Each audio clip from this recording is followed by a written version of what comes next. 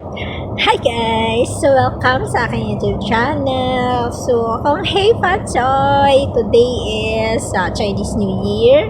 So isi-share ko lang sa inyo guys kung paano ba tayo magugustuhan ni Popo or ng mga lola dito sa Hong Kong. Yung mga nanay ng ating mga amo. So, hindi naman lahat dito, syempre, lahat kasi dito sa Hong Kong, lahat ng kinukwento nila, ah, ang kalaban talaga nila sa bahay is yung lola or si Popo. Kasi nga, lahat talaga ng matatanda dito guys, yung mga ugali nila, as in, grabe talaga yung mga ugali nila guys. So ako, alam nyo, nagustuhan ako ni Popo dahil sa, hindi ako nagagalit.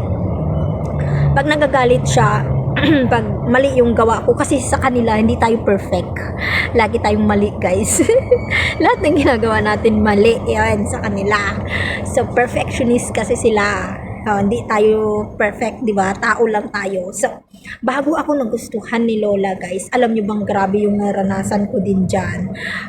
Lalo sa kusina, lahat yan, ano talaga siya, lagi siya nagagalit. So konting mali mo lang dyan, kahit sa paghugas mo, kahit sa paglagay mo ng mga pinggan, nagagalit yan. At saka dito guys, alam mo yung boses talaga nila mataas. Alam mo yung galit, yung boses na galit. Kasi tayo, hindi tayo sanay na ganun yung boses, di ba? Kasi tayo, di ba, malumanay, alam mo yun, yung sobra tayong malambing magsalita. Pero sa kanila guys, yung salita nila pagalit, pa sigaw pa yan, hindi yung basta salita lang na ano ha. Mararamdaman mo talaga na galit sila, alam mo yun. Pero ako kasi pag nagagalit si Popo, pag sinasabihan ako, pag mali ako ganun, tapos nagsasabi ako ng sorry, ay sorry Popo, tapos sorry grandma, tapos nangiti lang ako, giningitian ko lang siya, kaya gaganon ganun. Iiling-iling na lang yan siya. Oo. Tapos ako kasi yung tao na hindi ako nagtatanim ng sama ng loob talaga guys. Oo, as in. Alam mo yun, hindi ko alam. Basta ako, hindi ako nagtatanim ng sama ng loob talaga. Pag pinagalitan ako, after mga ilang minutes or ano dyan, wala na yun sa akin, wala na yun sa akin. Ganun ako, ang bilis kong mag-move on. Kaya nitong mga huli, siyempre 5 months na tayo dito guys sa Hong Kong at naka 5 months na ako. Sa 5 months na yan guys, saka pa lang ako nagustuhan ni Popo. Oo, saka pa lang ako nagustuhan ni Popo. Alam mo yun, yung mga unang buwan ko, grabe talaga, magkaaway kami niyan. Kasi ako, kinakampihan ako ni ma'am. Oo. nung dalawa na kami ng kasama ko, lagi nang kampi sa akin si mami. Minsan, nag-aaway pa sila ng nanay niya. Ni Popo, nag-aaway pa sila. Kasi isang beses nun, nagluto ako ng itlog. Steam. Yung steam egg. Palpak. Palpak. Kasi hindi ako marunong nun, di ba? Kung ilang basong tubig ba yung ilalagay mo sa 3 pirasong itlog o sa 4 na pirasong itlog o sa 5 pirasong itlog. Kung ilang baso yung ilalagay mo. So, nakikialam kasi talaga yun siya pag nagluluto. Makikialam talaga yan siya. Hindi, nagbabati-bati ako ng itlog na, nagbabati. Tapos sabihin niyan, oh, ilan yung nilagay mo doon? Ilang nilagay mo dyan habang nagbabati? That's too small. Mga ganyan sasabihin niya, konti. Ang ginawa ko, dinagdagan ko ng tubig. Tapos pagdagdag ko ng tubig, naging labnaw-labnaw. Alam mo yung steam, nung kumain na sila ng gabi, parang ang labnaw-labnaw ng steam egg ko talaga. Tapos sabi ni ma'am sabi ni ma'am, it's okay kasi I know Popo tell you ganyan, sabi na.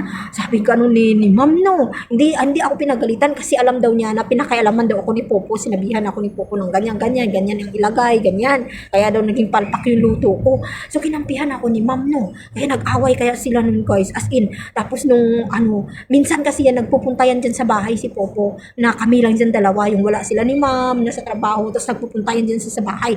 Tapos pinagalitan ako. Sabi yang ganun, yesterday, sabi yang ganun, why you don't tell them na na yung hindi kita tinuruan dun sa itlog, sabi yang ganun. Kasi ilang beses na ako so sinabihan niya kasi ako noon na ilang beses na ako nagluto ng steam egg, pero hindi ko pa talaga siya ma-perfect kahit nanonood ako sa YouTube. Kasi syempre, yung lagayan, di ba, iba-iba yung lalagayan natin ng ini-steam natin. So ngayon na-perfect ko na yan siya, guys, kasi may lagayan ako na stainless, tapos di ba parang may guhit yun sa taas. Yun, hanggang doon na lang yung tinutubig ko, as in perfect yung nagiging steam egg ko. Kaya wala na silang sa akin ngayon sa 5 months ko dito, guys, sa Hong Kong.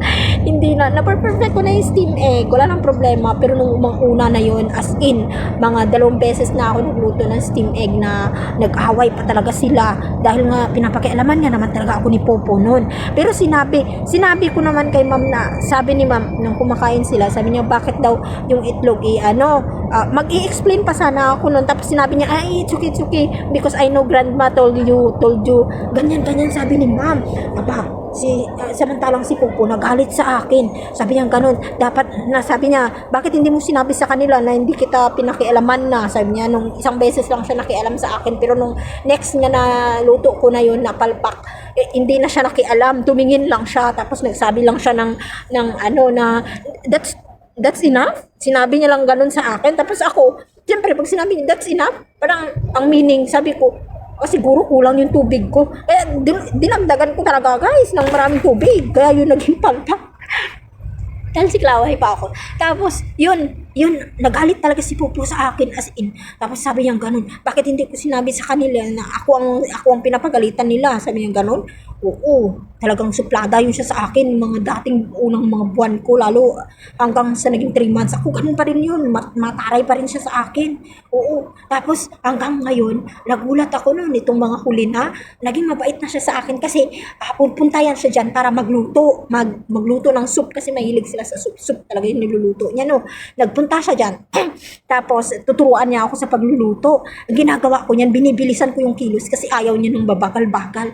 Kaya pag hiwa ko yan agad, hiwa. Pag sinabi, paglapag niya pa lang ng gulay, aasikasuhin ko na yan. Huwag mong hintayin na uutusan ka niya. Paglapag niya ng mga carrots, mais, ganito. Tapos, kuha na agad ako ng chopping board, ng peeler, kilusan ko na agad ng mabilis yan. Tapos pag sinabi niya, get me some beans, ganun, dun sa taas, sa drawer, akyat ako agad yan. Tapos, hanapin ko, alam ko yung namimin niya, yung bilog-bilog na mga puti, na kung ano dyan, mga matamis, mga ganun. Kuha ko na agad dyan. Tapos ganyan, parang hindi siya naiinis sa akin. Tapos isang beses, magluluto kami ng gulay, na ilalagay yung gulay na parang kangkong, pero yung maliliit siya, parang spinach na maliliit, na na puros dahon, yung parang water, sabi nun sa akin, tinuturuan pa niya ako ng Chinese. Sabi niya, this is water, hindi ko alam, hindi, nakalimutan ko na kung ano yun, kasi hindi din niya alam kung ano yun sa English. Kaya, sabi niya, yun daw, basta water, tinandaan ko lang yung water. Yung para siyang kangkong pero yung maliliit na yung dahon pabilog-bilog, ganyan. Yung nilalagay sa soup. Tapos ang ginawa ko, sabi niya, this one, edi sinabi, bago pa niya sabihin, inaano ko na. Sabi ko, cut half, ang grandma, sabi ko, half, cut half, and then rock salt, sabi ko gano'n, in water. Wow! Sabi niya gano'n sa akin, napabilib siya. Doon, simula noon, sabi ko, very good, you are so smart, sabi sa akin. Tuwa talaga ako kasi sinabihan niya ako, so smart daw ako. Sabi niya, how do you know that? Sabi niya gano'n, ang galing ko daw. Sabi niya, ang talino ko daw. Kasi nilagyan ko nga ng rock salt. Oo, sabi, you're so smart. Sabi niya sa akin, simula nung nagustuhan niya na ako, nakailang very good na ako sa kanya. Nakailang very good na ako. Tapos nagluto siya ng adobong baboy. Tapos kailangan niya ng brown sugar. Brown sugar daw kumuha ako dun sa taas. Kasi alam ko, sabi niya brown sugar, whole brown sugar. Alam ko yung parang cubes na brown sugar. Hindi, akyat ko agad sa may drawer. Alam ko yung lagayan. Tapos binigay ko agad sa kanya, this one, grandma. Oh, very good. Sabi na. Ayan, guys. Kaya ayun guys, tuwang-tuwa talaga ako kasi lagi na akong very good kay grandma. Kaya ngayong Chinese New Year, nagulat ako. Kagabi, naghuhugas ako ng pinggan. Tapos inabutan niya ako ng pulang sobre. Tapos sabi niya, this is for you. Sabi niya, sabi ko, thank you grandma. Sabi ko, grabe yung smile ko sa kanya. Sabi ko, thank you grandma, you're welcome. Sabi niya, ngiti-ngiti siya sa akin. Tapos sabi ko sa kanya, kung hey Patsoy. Sabi niya, nagulat siya. Sabi, you know how to speak. Say, yes grandma. Sabi ko, thank you. Ganyan ako sa kanya. Oo. Kaya yun, gusto niya na ako. Kada uuwi yan siya, pag sa pinto na siya, bye-bye. Gaganyan niya sa akin, bye-bye. Oo, di ba? Ang gawin nyo lang guys kasi para magustuhan kayo ng mga matatanda dito. As in, mahaba yung ating pasensya talaga. Hahabaan natin yung pasensya natin guys. Lalong-lalo na yung sa mga matatanda. Kasi, as in, matapang talaga sila. At saka mga perfectionist sila. Ganun yung mga matatanda dito. Mga matapobre, mga iinsultuhin ka, ganyan. Sabihin niya na, you don't know how to cook this. Hindi ka ba nagluluto dito sa Pilipinas? Mga ganyan. Basta, iinsultuhin ka talaga nila guys. Ganyan sila dito. Pero, kailangan natin ng trabaho. So, ang iisipin lang natin, ang hirap natin makapunta dito sa Hong Kong, daming process, daming gastos.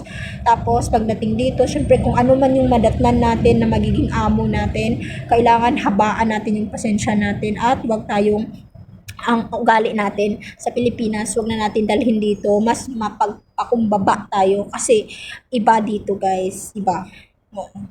Iba kasi yung ugali ng mga Chinese. So ayan, maganda lang dito kasi hindi sila yung nagbibintang, hindi ka nila pagbibintangan kasi masama daw yun. Yung alam mo yun, hindi sila nagbibintang sa isang bagay na wala silang ebidensya.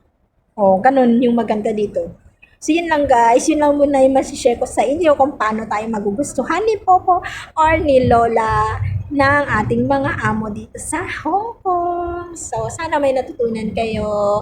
Maraming salamat sa always na pag-support sa aking YouTube channel, sa panunood. Sana huwag kayong magsawa.